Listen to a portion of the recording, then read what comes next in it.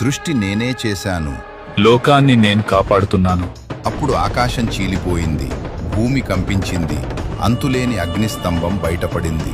అదే శివుడు. శివుడు అన్నాడు, ఈ స్తంభానికి మొదలు చివరి ఎవరు కనుక్కుంటారో అతడే గొప్పవాడు. బ్రహ్మ తన వాహనమైన హంసపై పైకి ఎగిరాడు. విష్ణు వరాహంగా కిందికి వెళ్ళాడు.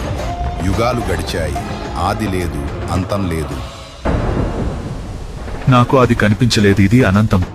నేను అంతం చూశాను.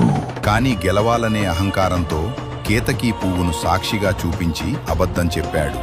అప్పుడే శివుడు తన నిజస్వరూపం చూపించాడు. బ్రహ్మ అబద్ధం చెప్పినందుకు శివుడు ఇచ్చిన శిక్ష, సత్యాన్ని విడిచావు, అందుకే నీకు దేవాలయ పూజ ఉండదు. కేతకీ పువ్వు కూడా అబద్ధానికి సహకరించింది.